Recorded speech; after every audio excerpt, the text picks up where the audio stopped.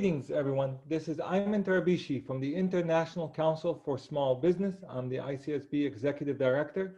I am also the Deputy Chair of the Department of Management at the George Washington University. I am delighted to have you all here for another ICSB Exchange webinar. For today's webinar, my colleague and the incoming president of ICSB will be moderating this session, Dr. Winslow Sargeant. Dr. Winslow, greetings. And thank you for moderating this session, and the floor is yours. Well, greetings, Dr. Tarabishi, and thank you. It's a pleasure to be here, and especially we have a special guest. But before I get to that, I just want to thank you for, I want to thank you, Dr. Tarabishi, for arranging these ICSB webinars during the time that we're practicing social distancing or physical distancing.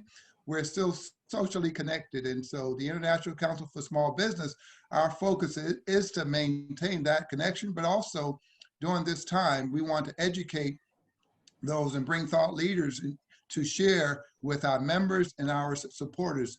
I'd like to thank President Ahmed Osman for his leadership and for his guidance in terms of what we should be doing as ICSB. I want to thank Sky Blanks for arranging this webinar and to making sure that we're all connected.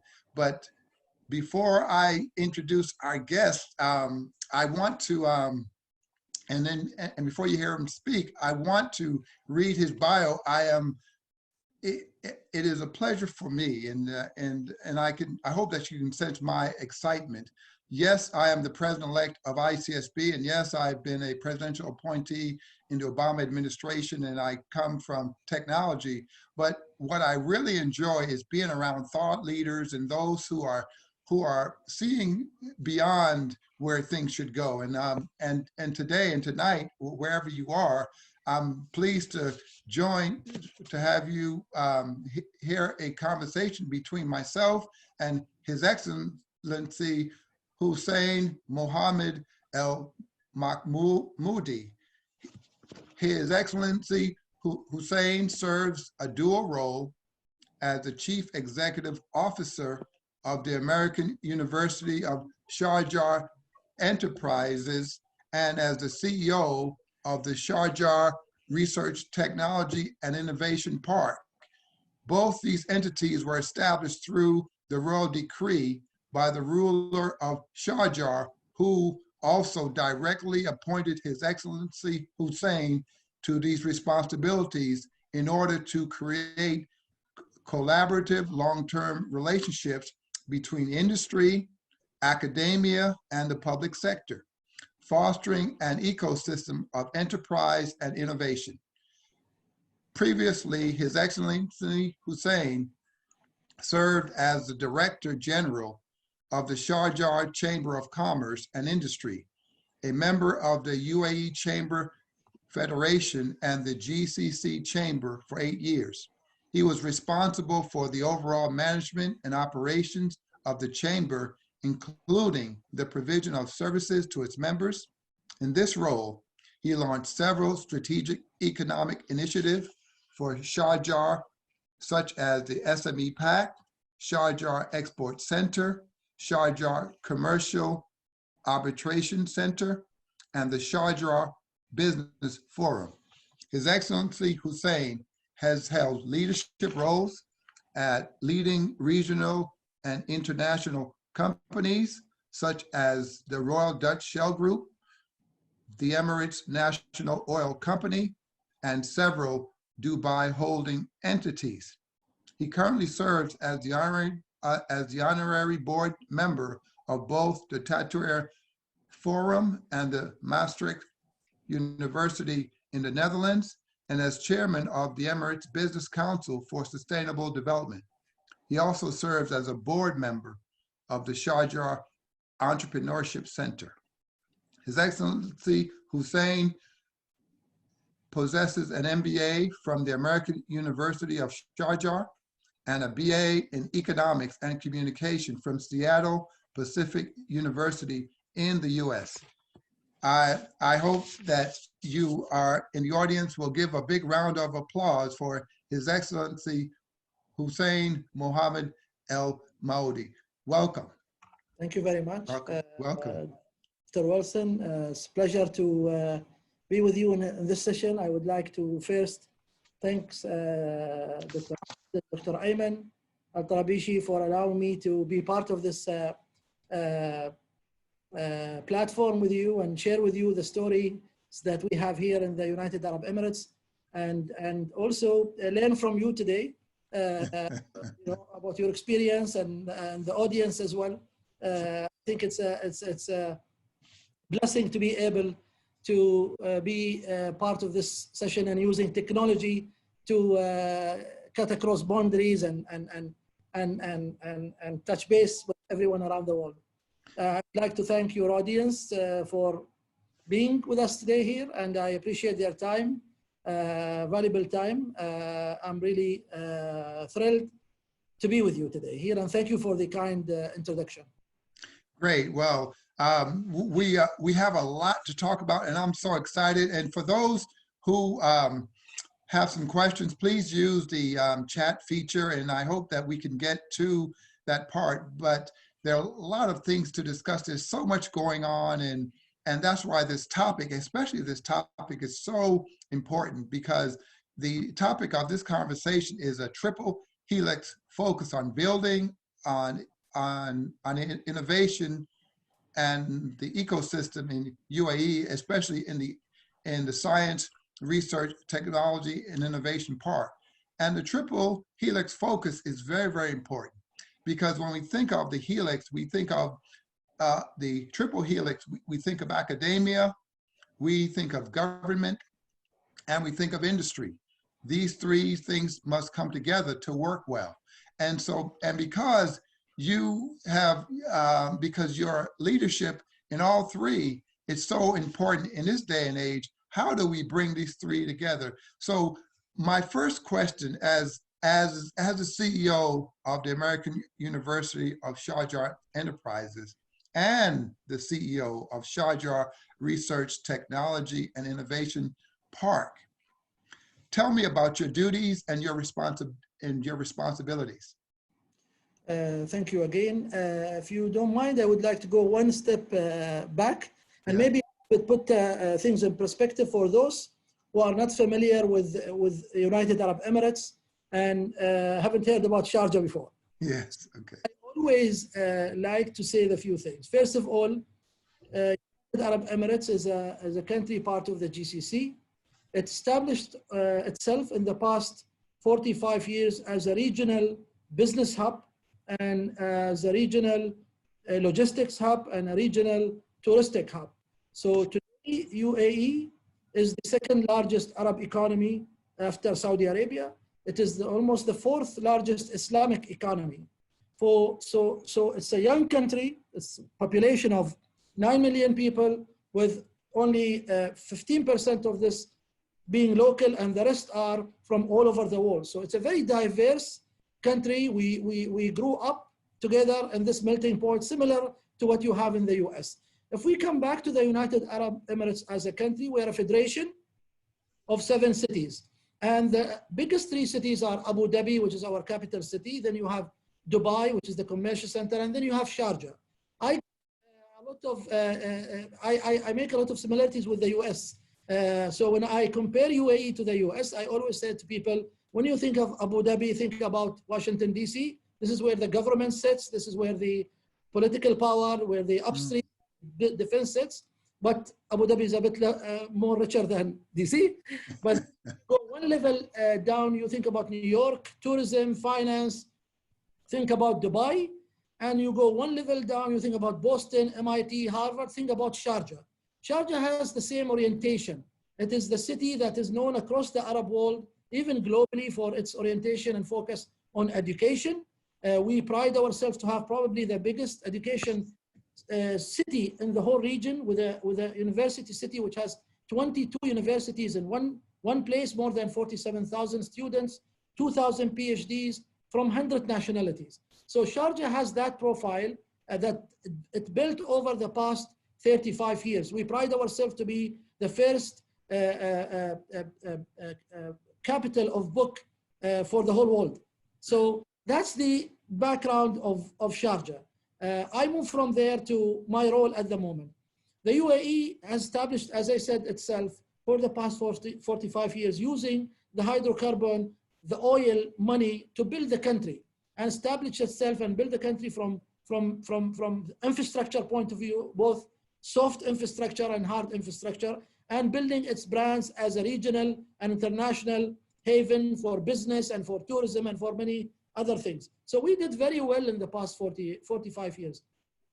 A couple of years ago, the government decided that, okay, oil will not stay here forever. We need to evolve and develop our plans for the next 50 years. And the next 50 years plan was all around innovation, around fostering knowledge economy, and around research and education. So the government sparked or launched different initiatives in each cities.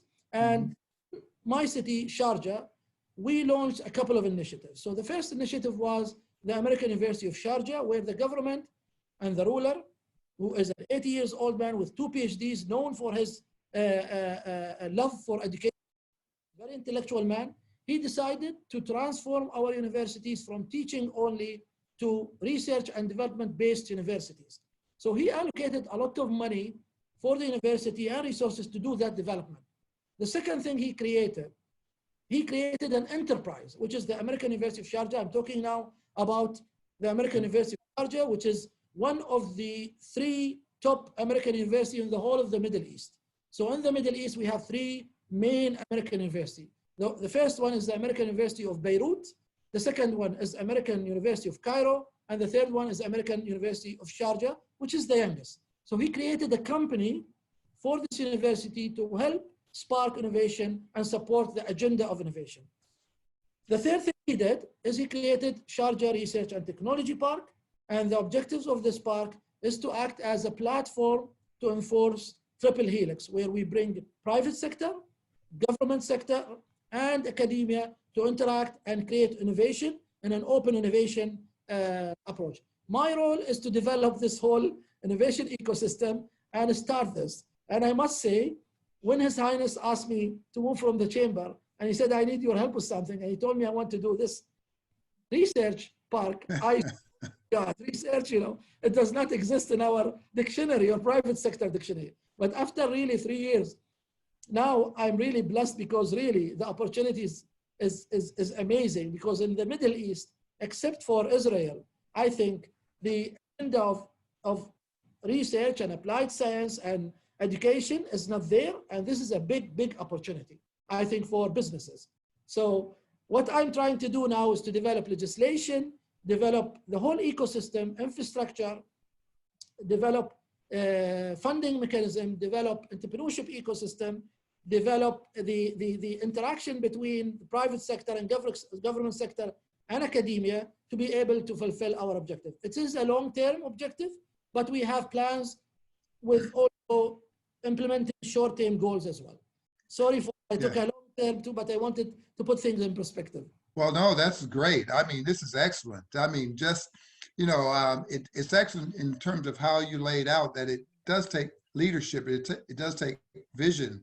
And the leader of UAE, he understood where things needed to go. He didn't look at just the hydrocarbons, that was a platform, but the future, especially when we look at things like the 4th Industrial Revolution, a whole bunch of things like that, that we needed to go we needed to move to where things were going. And you've been tapped with a tremendous amount of responsibility to lead this effort. And that's why I think that it's important for our audience to know of all the great things that are taking place. That's, yes, there's Abu Dhabi, yes, there's Dubai, but in Sharjah, that's where the innovation, that's where the entrepreneurship, that's where the building block that's taking place. And that leads me to, there was a TED Talk that you gave last year. and in this TED Talk, you mentioned that a need for exponential thinking. And I found that very interesting because I, as someone who's trained as an engineer, when we think about products, we always talk about that the product that when you bring a new product to the marketplace, it should be an order of magnitude better than what's there right now. But in your talk, you talked about an exponential, which is, you got an order of magnitude, but an exponential is way out there. I mean, please explain what you mean by a need for exponential thinking as it relates to Sharjah and your duties. When we started this process, we've tried to identify areas where we believe we have an opportunity to grow and where the whole world is going. So we looked at global trends, regional trends, and local trends in terms of opportunities. So we identify 6 areas that we believe things are changing. For example, transport and logistics, production design and architecture, digitization, water technology, environmental technologies. So we have started from where other ended, but also we wanted to push the limit into the future. So this is what we mean by exponential, is really to make these jumps into the future and think big, and think on scale. So we have identified different projects. Probably you would mention some of them. We've started to develop a new type of agriculture technology using hydroponics and aquaponics and vertical farming. In transport and logistics, we have a cutting edge. Probably we have the biggest maybe transport and logistics innovation center at the moment in the park with a company called Skyway. We are developing next generation transport technologies for both passenger and cargo. We have things on additive manufacturing. We are probably among the few cities in the Middle East that today print metal. And we are also doing things like using 3D construction to print houses. Wow. So we are doing different activities that has those exponential growth and aim. Wow, you're doing a lot, and you know, and the thing about the Triple Helix with academia, with government, with industry, you mentioned more than 2,000 students with PhDs. How do they interact with Sharjah, with the research park? Is it an internship?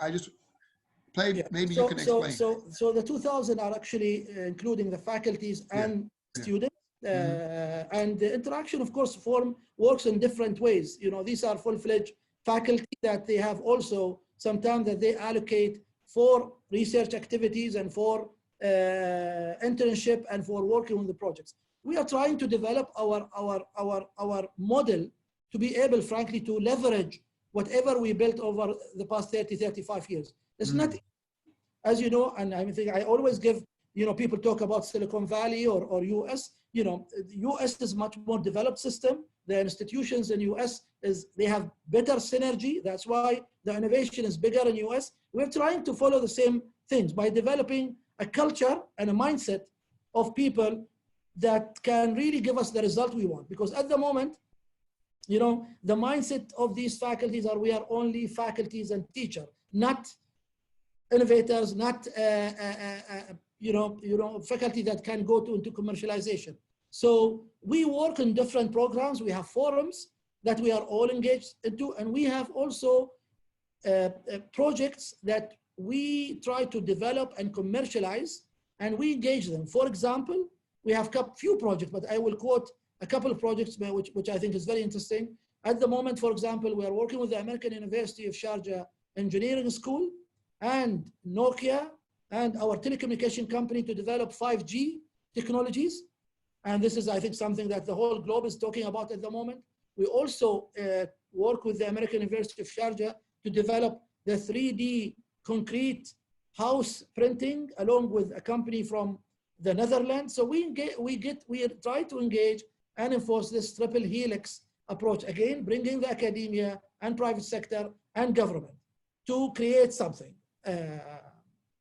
That's very, very impressive. I mean, you're so far ahead. I mean, in terms of some of the work that you're doing, especially you mentioned the Skyway project in terms of logistics. Once again, you're bringing together what I hear you're saying is that there's no one who does it alone in terms of as part of the triple helix that you need each part to play their role, whether it's government, whether it's academia, whether it's industry, they each play an important role, but also you're reaching out to bring the best and the brightest thoughts and minds to Sharjah and to build it there. And so that's the fascinating part. I also found it interesting too, is that even with the focus on 5G and 3D, and you're doing so amazing work, you also focus on hydroponic in terms of water, because as you know, water is a precious resource, and so goes water, so goes life. And so what work have you been doing, and how have that been going at Sharjah? It's actually very timely, frankly. I mean, the project that we worked on 2 years ago is actually in the highlight. If you go and do a little bit Google in the Middle East, we're actually getting a lot of notice because we launched this R&D center around agriculture technologies. Mm-hmm. As you one challenge or an outcome of COVID-19 is food security. We live in desert. We don't have water. The climate is very hot. So we started promoting new technologies to develop, our farms, which are really desert. When I tell a farm, they think that is green. It's actually all sand. Now we are using technology to develop this. And what the government is doing now, they actually created a whole mandate around, this is the federal government, around a new technology for agriculture. And Abu Dhabi government allocated $100 million only 2 weeks ago to support 4 companies into this domain. So about this, today, our region in the Gulf, we import almost 90% of our vegetables and fruits from outside. With COVID-19, there were a lot of challenges of importing these food again into our region. So the answer is to use technology to grow your own food. Imagine, from being an importer of 90%, now you can produce fruit. What you are doing is basically you are creating new opportunities, new industries, new jobs and employments, and everybody's winning at the end of the day. So this is just one example with what's happening with food. It's a very hot topic now in the Gulf, agriculture technology, because people want to ensure that they have food security, and the new norms after COVID-19, I think is different. So, this is a very timely topic, because with COVID-19, it has changed so much. It has disrupted almost everything in every sector that we thought was normal. In particular, with the closing of borders, and with the lack of travel, it has disrupted the supply chain. I gave a talk a week or so ago about the impact of supply chain because of COVID-19, and as you outlined, in light of if you're importing 90% of your agriculture, then, and with closed borders, that really can cause a disruption in light of COVID-19. Now, you also, and I heard your talk, and I went back and I did some research. You used the term, the rescaling of organizations and people. How, with COVID-19, how do you think that will take place? Because, everything is so disrupted. There is a need for, things that we thought that were normal. Now they're not normal anymore. And this is going to cause a huge disruption. How will the rescaling of organizations and people take place as you see it? I mean, first of all, I wanted to highlight a note. I mean, since this is, I know you are a global organization for small and medium enterprises. Yes. I encourage everyone to take advantage of these new technologies, and these are the type of businesses today will thrive in our part of the world, and I think everywhere also. Yes. That's your audience, I think, to make a note of. Yes. Most companies we work with are small and medium enterprises. That's number one. On the questions of rescaling, we know things that we knew ahead that things are going to change in the future. The type of skills we have today we need to develop and improve our skills and change some of our skills. So people today talk about, people with skills related to robotics, people with skills related to artificial intelligence, people with skills related to digitization and coding, people with skills related to space, to renewable energy. So this is something that we also now in the process actually to launch an academy that will start providing activities for reskilling. Now, the technology park has something very interesting. We are also, we host, and actually it's our project, host the Sharjah Open Innovation Lab, which is basically a regional size Fab lab. So this lab will be equipped with all kinds of machinery from electronics to rapid prototyping to 3D printing and others with an aim to, again, reskill the workforce to be able to cater for the new demand and the new market demand and new requirement of industries. So when I talk about reskilling, this is something very important to be able to equip our people and our labor with future skills that the workforce will require. And that's really a topic that's important to ICSB, because when we at ICSB, we're about helping small business owners and entrepreneurs access to entrepreneurship, but to grow and to scale, not just to start, not just to stay small, but to really grow their business, because we understand that the majority of businesses in most countries are MSMEs. And it's good to talk about technology, but it's also good to make sure that we're touching the common man, the common woman, the youth, to make sure that they're partaking in some of these growth opportunities. And so with Sharjah, I like the fact that you're bringing experts and you're tapping in with knowledge around the globe.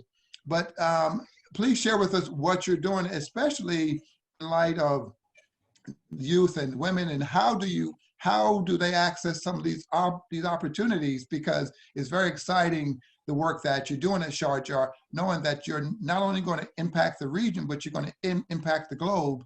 And it's good to see the person in UAE make use of some of those opportunities. We've launched few initiatives over the past, I would say, 24 months. One of the things that we are very proud of is we are trying to promote a regional women in technology initiative. So we have partnership with Women in Technology Movement out of Paris. It's a global movement. So for those who are interested, there is an event happening on the 24th of May. I invite everyone to be part of it. It's a 24 hours event from all over the world. So I'll be happy to share, but this is a Women in Technology, and you can Google them. So we have launched different programs. One of them also Women in Coding that we've been working on at the moment, again, to reskill and develop skills and capabilities. So that's number one. We also have an active entrepreneurship programs through Sharjah Entrepreneurship Center that we try to develop entrepreneurs and support them with all kind of support they require. And last but not least, as I said, we have the Sharjah Open Innovation Lab, which is really trying to help entrepreneurs to shift from only app-related business to smart manufacturing. So we would like to use technology to be able to develop smart manufacturing and help entrepreneurs, move a little bit from service-oriented business to actual manufacturing, because that also ensures our sustainability of supply chains and others, using, of course, cutting-edge technologies like additive manufacturing, for example. That's so great. As I was doing my research, I saw an interview you gave about 9 years ago in 2011 when you were the Director General of Sharjah Chamber of Commerce and Industry. Back then, you shared the vision of tomorrow, of innovation and entrepreneurship. And so, as you clearly have said, that this takes a while, but I want you to look back to see, just share with us what are some of the barriers? What are some of the best practices? What are some of the big ideas you've seen since you gave that talk more than 9 years ago? And what can the rest of the world learn from what you're doing at Sharjah?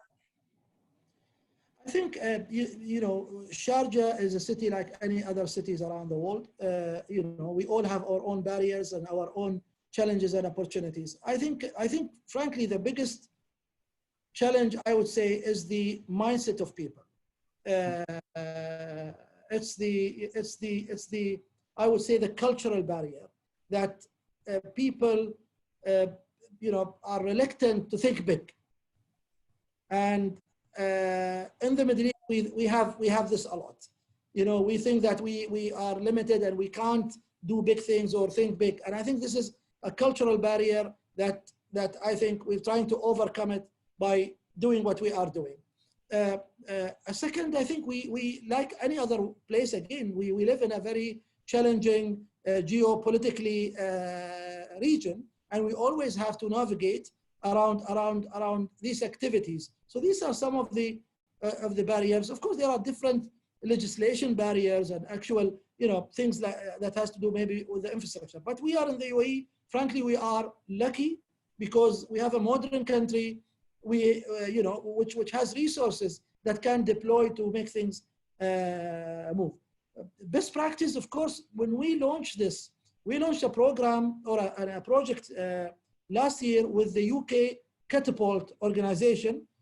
This organization is actually the innovation arm of the UK government. And what we did is we benchmarked Sharjah against 9 cities around the world. So cities like Boston, Philadelphia, Shenzhen in China, Marseille in France, Cambridge in UK, Bangalore in India, and we looked at different criteria for innovation. So innovation enablers, from legislation to infrastructure to availability of talents. So we benchmark and we look at the best practices. And we see where Sharjah fits, which cities we can work with, which cities we can learn from, and which city we can invest with. So these are part of the best practices that we deploy and will be more than happy to share with whoever. We actually produce a very nice report that we are at the moment updating for 2020 on this exercise, which took us a full year to do. But we thought that's important to capture these practices and use them as a best practice. You talked about, I think the last point was about the big idea. Yes. And my big idea is to spin off a couple of companies in the next year, you know, next I would say 3 to 5 years that are $1 billion worth. That's my big idea. Yeah. Well, you and I spoke earlier, and you shared with me that you went to school in Seattle, Washington, and so you know that's where, you know, the headquarters of Microsoft, of Amazon, of other larger companies, and you want to, and because you see what has happened there, you see that Sharjah should be able to spin off the equivalent of a Google, the equivalent of an Alibaba, and that's very, very important to know where you want to go, because as you sell the vision, as you share your vision, it's important to know where the target is. And so that's why, you know, just in my research and just by seeing what has taken place, it's so encouraging.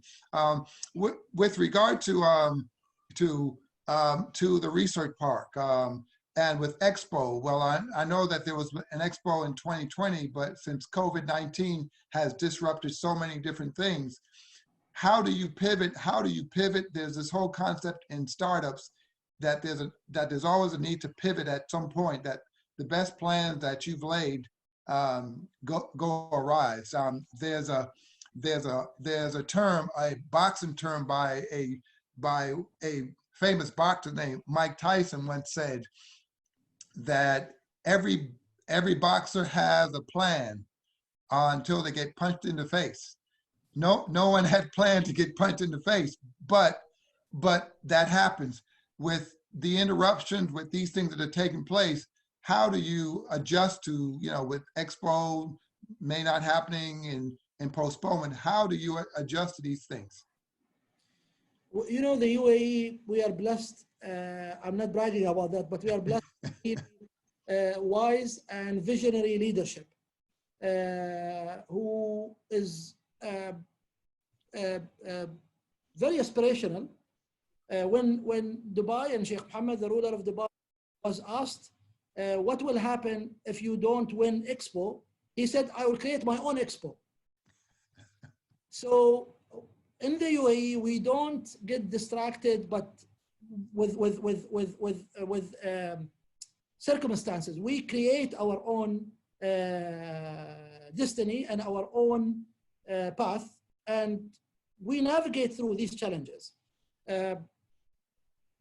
So there are, of course, at the moment, the government, I think this is a global challenge. The government is looking at actually, there's a 3 days meeting now happening to look at how we're gonna go, you know, and deal with everything that's happening. But I think my answer is that we have always scenarios for these things, and we have option 1, option 2, and option 3 always. This is how we approach these things. Now, Expo has been postponed for 2021. I think the country is trying to develop different opportunities to make up for Expo. And I think one of the opportunities is what we are trying to do. You know, being able to really now start focusing on new industries, focusing on healthcare, which we never really did anything before, and agriculture. I think these are all good outcome that will come from this challenge, that we can hopefully, when Expo comes, we will have our own industries to showcase, not others only. Okay. Well, and that's important that we, you know, that be able to pivot and to adjust. One of the things at ICSB, we are really looking forward to working with you. And I'm pleased that we have actually the president of ICSB, Engineer Ahmed Osman, and I'm going to embarrass him a little bit and have him take his to put on his microphone, because I would like for him to come and share his thoughts on how ICSB he thinks can work with Sharjah and why his vision of working together is so in sync with what you're doing at Sharjah. Engineer Osman. Thank you, Dr. Sargeant. Good evening, Mr. Hussain, and good evening, everyone. I'm very pleased to be, Winslow put me on the spot to be with you just now. I've listened in since the start of this very interesting webinar, and I'm very, very interested in what the Sharjah Research, Technology and Innovation Park are doing. You know, the topics, Hussain, you are mentioning, whether water technology, renewable energy, industrial and manufacturing technology, and also things to do with sustainable development and construction. I think they're really important topics for the whole region. And I agree with you totally that we should shift our focus post-COVID from the tech, web-enabled everything, to more hands-on and more, let's say, research and the technology and innovation that impacts daily lives. I see a lot of opportunities coming up in, obviously, healthcare, as we're seeing now. And also, I think sustainable development and construction and real estate and industry are main pillars of strategically changing the region to become not only consumers of technology, but producers and enablers of technology. So I really highly commend what you're doing at Sharjah, and I think there are lots of synergies between what we're doing at ICSB and trying to change the way we deliver knowledge to the globe through our knowledge hubs and through a number of programs. And hopefully we'll see lots to be done between both organizations in the future. And I thank you both very, very much for this very, very interesting webinar. Thank you, Winslow. Thank you, Hussain, once again. Okay. Thank you, President Osman. Do you want to reply? Ahmed. Again, I know I just wanted to thank Mr. Ahmed for giving me this opportunity to be part of this webinar and to also talk to your members and your colleagues as well.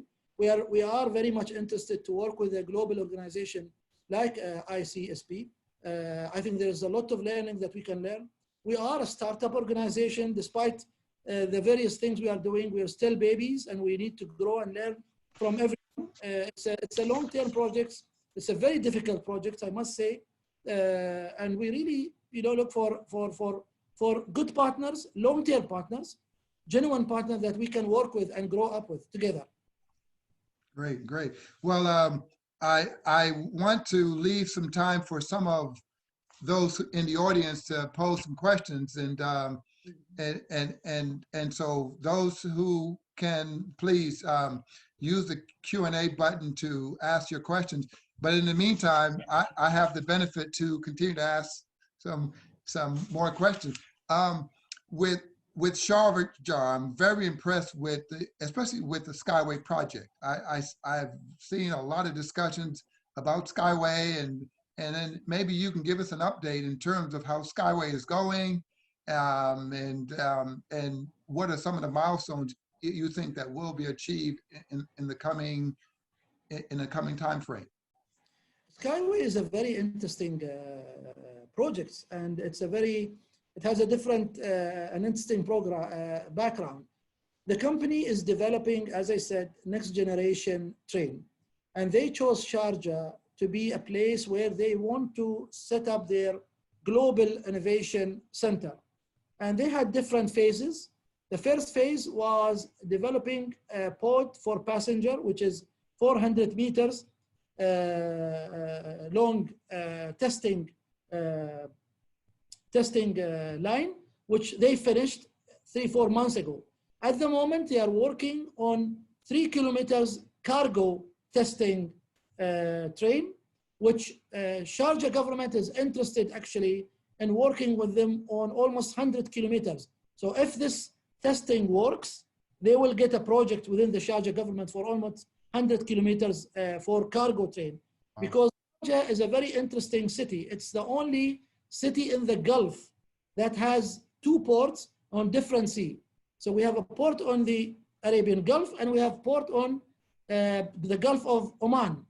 So it's a very strategic, and the government wants to see how they can link those 2 ports together using new generation technology. Now, the beauty of this project, of course, if they set up their projects and successful, the whole manufacturing will happen in Sharjah.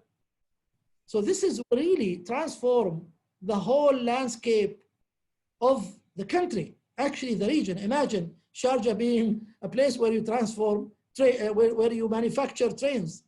So you can imagine how many jobs it will create, what it will do to the GDP, to the knowledge, to R&D and everything. It's really very exciting project.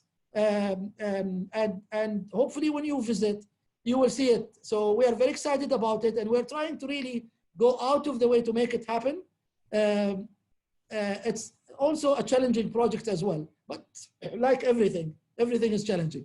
Well, I'm really excited, and I am looking forward to my visit to Sharjah. Can you hear me? Yes, I can hear you now. Yeah, I said I'm really excited, and I am looking forward to my visit to Sharjah. And the thing that really, you touched on a number of points, but the fact that one of the things that I've always made a point of is that it's the importance of manufacturing. That manufacturing, we sometimes think that manufacturing is low level. It's not really that sexy, as one could say. But with manufacturing, there's a whole knowledge base that comes with manufacturing. It's a whole supply chain that comes with manufacturing. It creates jobs, and it makes you a producer to the rest of the world. The challenge of many countries is that they become consumers. They buy things from the outside, and their services and their users, they are consumers and not producers. What you're saying is that you want to flip that model, where that you want to produce for the rest of the world. And so that's why I think that Sharjah is such an innovative concept, and that you're bringing the best and the brightest together. But also you recognize that it's a marathon, not a sprint, and that you're putting all the things in place to make it successful. And so I must applaud you for that effort. Thank you very much. So Sharjah actually historically used to host 40% of the manufacturing in the UAE, all in Sharjah. So Sharjah is also known to be the industrial capital of the UAE. We have around one industrial area, more than 1,300 manufacturing company.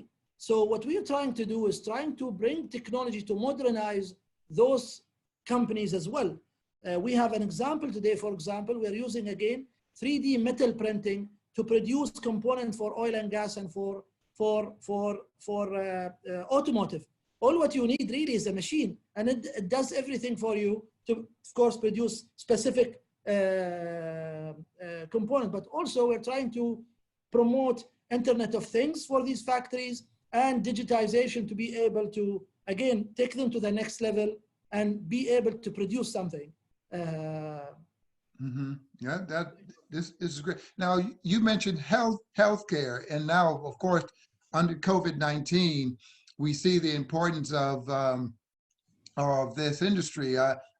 In my talk a few weeks ago, I mentioned that for the African continent, for example, that 85% of goggles are imported. I mean, you have a vast continent with more than 50 countries, and yet 80% of the goggles are imported. Masks, 95% of the masks, you know, some of the reagents for testing. I mean, so, but yet the skill set, you know, is more than available in many countries. And so I think the takeaway was that because of COVID-19, more of the supply chains, more of the manufacturing will be done within the borders or within a region. In terms of healthcare within the GCC, I can, based upon what you're saying, is that you are also seeing the same thing, that the GCC, that the Gulf region will be a producer, will be a manufacturer, will be a supplier of these things, not just in technology, but in healthcare as well. I agree. I think again, I mean, for sustainability, for economic security, for national security, I think more and more regional government, I think even global government, you know, will start paying attention to this. I like Governor Comey of New York. I watch him every day, at least, you know, until my son screwed my CNN and my TV. But we're talking about importing everything from, you know, outside, and I think for us is the same. You know, we need some of these strategic industries need to be developed, at least some of it. You know, it doesn't have to be everything. And today, technology allow you to this. I mean, you talked about the reagent. You know, I mean, with these testing, these are you can manufacture these things and you can run them yourself. What we did a small exercise, which was really very elementary exercise. We produced face shield and mask, face shield out of tea. And we actually gave the police, we gave the healthcare professionals, we gave factories. So we produced it with using 3D printers. Yeah. So we actually did 2,000 of them. The company, which is one of our companies, Amensa, did 450,000 face shield. And they actually sent them all over the world, including US, by the way. Wow. Well, you see, and that's the exciting part. You know, we like to say at ICSB that knowledge is not localized to any one region of the world or any gender or any culture or race. Knowledge is distributed, but it takes a visionary. And so how are you able to pass on your vision, or I know the ruler of UAE has set forth a vision, and it's a great vision. How are you able to share, especially with the youth, because it's a young population, it's a growing population, they need to be able to be to also take the baton, as it were, and run as fast. And what are you doing to share your vision so that others can see where you want to go? There are some questions, first of all, process check. You are taking the questions, right? From the audience? Yes, he is, and I've been taking some notes here. So Okay. there's a question that's coming So- here, which I'd like to Okay. ask you. Yes. Is looking at expanding the triple helix to being maybe more than just 3, maybe more, including, you know, international organizations, public universities, as you both mentioned so eloquently here, that it has to be multi-stakeholder here. Now, as you can see in the location here, what is your proposition? And I was very delighted when you mentioned your collaboration with Paris and the women's group here. But is some sort of strategy looking at all these stakeholders coming together for different tasks than just merely a collaboration, but co-creating? Maybe something that you can join in on? Absolutely. So I will start with Winslow question. How do we ensure that we pass on the information? As I said, we're trying to manage and document whatever we do. This, for example, the work we did with the UK Catapult is a documented thing that we try to also spread to our stakeholders. So we send these things to government entities, to private sector, so remember I told you the biggest challenge is the mindset of people, because if you say innovation, everyone have their own definition of what is innovation and knowledge economy and means. So we try to all speak the same language. And that's what part of the exercise when we say developing the mindset. In terms of partnership, yes, we have different type of partnership. We have themes that we believe that we need to embed as part of our creed or identity. Things like promoting diversity is important to us. Promoting social impact and sustainability is important to us. But then in terms of actual projects, we have projects that we believe has an opportunity to work. For example, we are working at the moment on developing an R&D or applied science around exoskeleton, because we believe the Middle East, both industry-wise and also for humanitarian reason, require these type of technologies. So when we do these projects, we, for example, bring research institution, we bring private sector, we come in and we bring private, fund as well into it. So there are different activities we do, engaging different stakeholders. I don't know if Dr. Ayman, I answered your question. Yes, you did. And this is what's critical here is you're basically talking to colleagues that are absolutely in agreement with you here, that you have to bring all these together here. But maybe one question to follow up here: who takes the lead in this, right? Who will take the lead? Now you play multiple hats, which gives you the opportunity to be in meetings where you can discuss it in different angles here, but not everybody is privileged to play multiple hats here. Who would you say can take the charge and do this? Is it government? Is it university? Is it local? Is it the private sector? Who might that be? The good news, frankly, is I have all these hats in my head. So I can play government when I want. I can play private sector when I want. I can play university when I want. It depends on the projects. If it's, again, coming from the university lead, and we all support. If it's coming from the private sector company leads, and we mobilize faculties and university, and we mobilize our resources to support. If we are taking the leads, the same thing happens. So we try to develop collaborative approach to these projects. Of course, we are human. It's not always easy to win everyone, but this is how we approach it. We take, there is no one size fits all. We do it project by projects. And I think that's one reason why so far, I think we've been successful with what we've been doing, I think. Because there's no one size fits all. Each project, each company, each entity has their own requirements, has their own wants and desire, and we try to cater for them. The other thing is we are also don't want to work with so many people. We believe having 50, 100 solid partners is enough for us to grow. And that's a different mentality, I think. Great. Well, there's another question that how does Africa feature in your plans with its youth, with its youthful population and growing middle class? I think Africa is booming when it comes to entrepreneurship.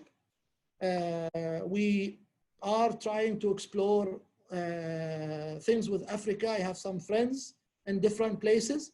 Unfortunately, COVID-19 slowed down this, but it is high in our radar. And this is for many reasons. One, of course, if you want to scale companies, you cannot say and stay only in GCC. GCC is small, but when you combine Middle East with Africa, then you have a sizable geography that you can grow with. We have a very interesting project that been launched out of Sharjah with Africa, with Her Highness, the ruler's daughter. Recently, it's on my LinkedIn.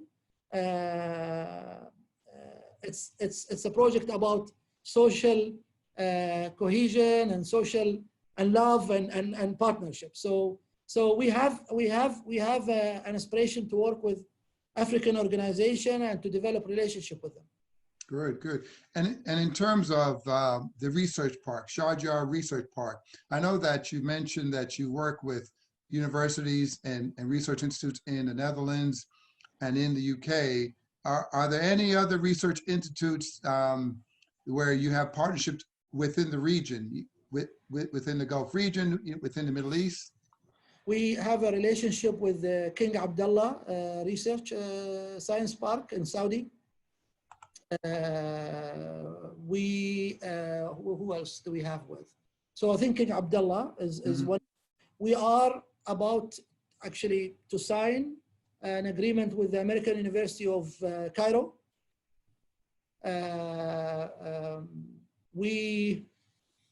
Who else?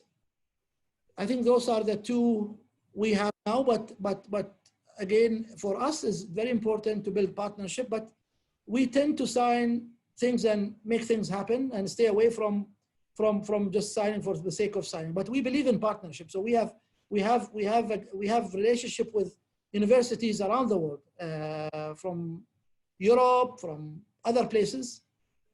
Okay, this has been great. Well, I know that it's almost 1 a.m. in UAE time, so it's another day, and so we really appreciate. But I want to give you some time, some closing words, just to share, and I just want to thank you for taking time to share with us. And ICSB is really looking forward to visiting you in Sharjah and working together and raising the profile of what you do throughout the world. I think that it's a synergy that we can work with, and we're really looking forward to it. No, I would like to first thank you again for your time and effort in putting this together. And I would like also to thank Dr. Ayman and my dear friend Ahmed. And I also wish him every best with whatever he's going to do in the future. My message is we need more than ever to work together. We need more than ever as countries, as people, as different societies to come together and try to develop meaningful projects that helps humanity and ensure we are sustainability and social impact. The small and medium enterprises is a backbone of any economy. Hence, the role of ICSB is critical, especially I think in this time, because wherever you go, there is a big debate now on the future of small and medium enterprises. And I'm glad to have this call with you, and hopefully this is a start of a much more fruitful collaboration. I would like to thank your audience for being with us tonight, and I hope it was a useful session. Someone asked, he said, what time it's in the UAE? It's 1 a.m. It's Ramadan time, so we stay a bit late. But thank you very much for your time. Well, thank you very much. I want to, and I'm going to put our president, Ahmed Osman, on the spot just to say a few closing words, and then I'll hand it over to Dr. Ayman El Tarabishi. Well, you put me on the spot again, Winslow. I thank you very much for this session, and I thank Mr. Hussain very, very much for a very informative session. And I'm in my car driving, so I don't want to take long. So I wish you all a pleasant evening, and everyone stay safe. Thank you very much, Winslow. Okay. Well, thank you. Thank you. Thank you very much, Mr. Hussain. This has been a great, great webinar here. And 5 years ago, we had a World Congress in UAE. So we were just delighted. It was history making. So we're delighted to have you here as well. And we're looking forward to more collaboration with this. So this is just the start here after COVID-19. So AC, as we say. For tomorrow, for all attendees here, tomorrow I'm delighted that we will have our next webinar with Google. Google is joining ICSB on a webinar to discuss how to grow and build and manage your business online. So Google has joined us for this 1-hour webinar in which we can ask them on all the initiatives and activities that they are doing. And with that, also tomorrow is a special day for me. Tomorrow, while I'm working, is my birthday. It's a birthday. So I look forward to seeing all attendees here, everyone on this webinar, to join me for my birthday tomorrow with Google. So, yes. Okay.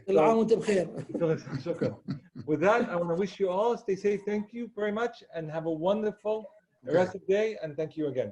Bye-bye, everybody. Thank you very much. Thank you. Thank you, Excellency. Thank you very much, sir. Thank you. Goodbye, everyone. Goodbye.